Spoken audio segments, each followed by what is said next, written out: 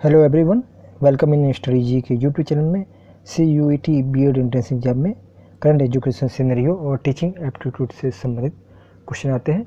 तो आज हम 41 नंबर क्वेश्चन से स्टार्ट कर रहे हैं। इससे पहले हमने 2 वीडियो में 40 तक क्वेश्चन देख लिया है। यदि आपने उस वीडियो को नहीं देखा है तो प्ले लिस्ट में जाकर आप देख सकते हैं।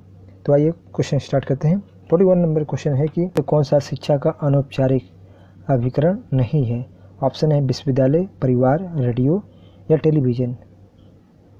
तो इसका जो राइट आंसर हो जाएगा वह हो जाएगा ऑप्शन ए, विश्वविद्यालय। विश्वविद्यालय शिक्षा का अनौपचारिक अभिकरण नहीं है, बल्कि ये औपचारिक अभिकरण है। नेक्स्ट क्वेश्चन है कि घर शिक्षा का सर्वोत्तम स्थान और विद्यार्थी का प्रथम विद्यालय है। यह परिभाषा निम्नलिखित में से किसने दी है। फिर से सुन लीजिए एक बार क्वेश्चन। घर शिक्षा का सर्वोत्तम स्थान है और विद्यार्थी का प्रथम विद्यालय है, ये परिभाषा किसने दिया है। और ऑप्शन आपके सामने है।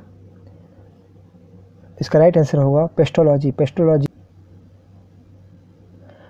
लॉर्ड मैकाले ने 1835 ईस्वी में गवर्नर जनरल की काउंसिल में विवरण पत्र प्रस्तुत करके सुझाव दिया।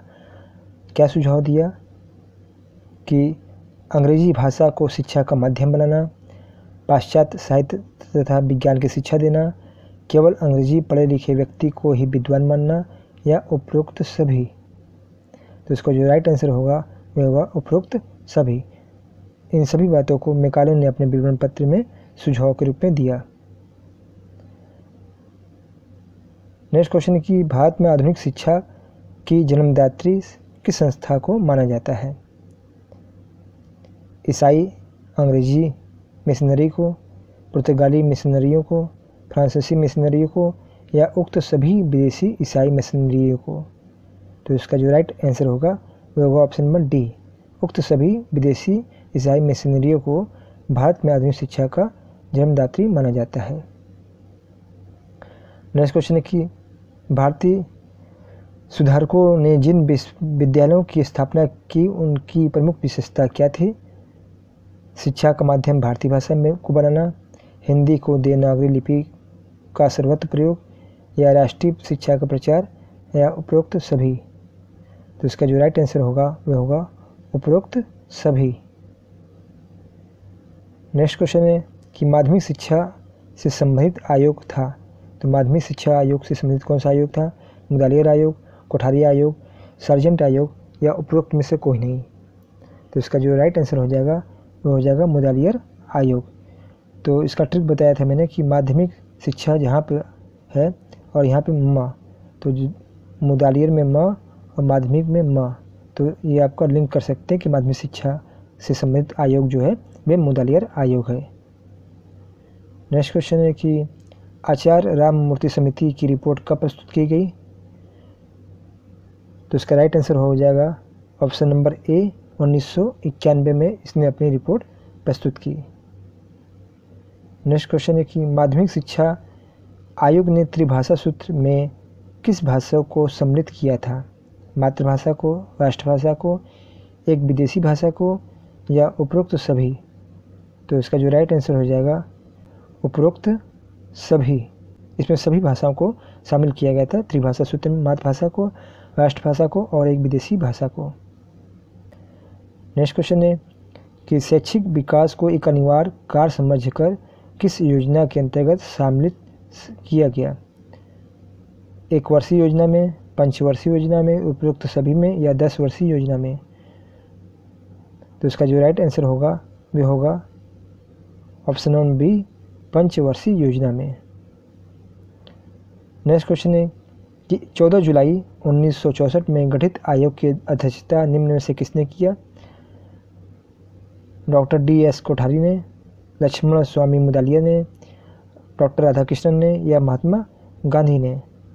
तो इसका जो राइट आंसर हो जाएगा वो हो जाएगा डॉक्टर DS कोठारी ने, जो मुदालियर आयोग के अध्यक्ष थे, और इसका गठन हुआ था 14 जुलाई 1964 में। नेक्स्ट क्वेश्चन है कि कोठारी कमीशन को वर्तमान में किस नाम से जाना जाता है। तो कोठारी कमीशन को वर्तमान में भारतीय शिक्षा आयोग के नाम से जाना जाता है, या राष्ट्रीय शिक्षा आयोग के नाम से भी इसे जाना जाता है। क्वेश्चन नंबर 47, NCERT का कार्य नहीं है स्कूली शिक्षा का अनुसंधान करना, पाठ्यक्रमों का वितरण करना, स्कूली शिक्षा की नीतियों को बनाना या पुराने स्थलों का खुदाई करना। तो इसका जो राइट आंसर हो जाएगा वो ऑप्शन नंबर डी, ये पुराने स्थलों की खुदाई करना इसका कार्य नहीं, जबकि अन्य कार्य इसके हैं। नेक्स्ट क्वेश्चन है कि शिक्षण का कार्य सबसे बड़ा आकर्षण है क्योंकि एक शिक्षक को काम की कोई जिम्मेदारी नहीं होती है, शिक्षक को लंबा अवकाश प्राप्त होता है, या ट्यूशन से अच्छी कमाई हो जाती है, या आत्म अभिव्यक्ति प्राप्त होती है। तो इसका जो राइट आंसर हो जाएगा वो होगा ऑप्शन नंबर डी, आत्म अभिव्यक्ति। शिक्षण कार्य इसलिए सबसे बड़ा आकर्षण है क्योंकि इससे शिक्षक को आत्म अभिव्यक्ति प्राप्त होती है। नेक्स्ट क्वेश्चन है कि एक अच्छे शिक्षक के लिए संतोष की वस्तु होती है सम्मान, उच्च पद, धन या लोकप्रियता।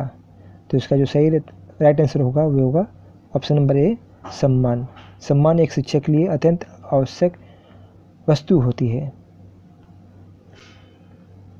नेक्स्ट क्वेश्चन है कि निम्नलिखित गुण समूहों में कौन सा गुण शिक्षा के लिए उपयुक्त है? क्षमा, सहयोग, क्रोध ज्ञान, संयम, विवेक, ईमानदारी का ज्ञान या सहनशीलता, करुण और प्रभुत्व। तो जो इसका राइट आंसर हो जाएगा वो होगा ऑप्शन नंबर सी, संयम, विवेक और ईमानदारी का गुण एक शिक्षा के लिए अत्यंत महत्वपूर्ण है। नेक्स्ट क्वेश्चन है कि अपने विद्यालय के लिए शिक्षक होता है कुम्हार की तरह, सेना की तरह, प्रशासक की तरह या दंड नायक की तरह। तो इसका जो राइट आंसर हो जाएगा वो होगा ऑप्शन नंबर ए, कुम्हार की तरह एक विद्यालय में शिक्षक होता है।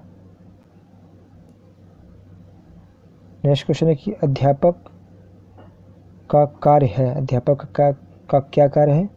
शिक्षण देना, संगठन करना, निरीक्षण करना या उपरोक्त सभी।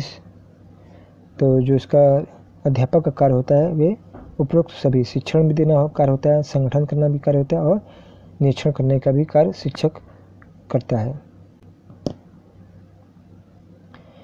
इलाहाबाद विश्वविद्यालय की स्थापना कब हुई? 1885 में, 1886 में, 1887 में या 1888 में। तो जो इसका सही उत्तर हो जाएगा वो ऑप्शन नंबर सी, 1887 में।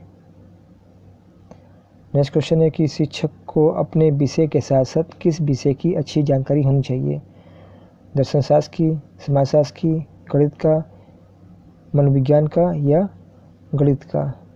तो एक शिक्षक को मुख्य रूप से मनोविज्ञान, अपने विषय के साथ साथ मनोविज्ञान का भी अच्छी तरह से जानकारी होनी चाहिए। तो इसका सही उत्तर हो जाएगा मनोविज्ञान। क्वेश्चन नंबर 65, शिक्षक का दायित्व होता है सीमित होता है, विद्यालय तक होता है, समुदाय तक होता है या असीमित होता है? तो एक शिक्षक का जो दायित्व होता है, रिस्पॉन्सिबिलिटी होती है, वे असीमित होती है।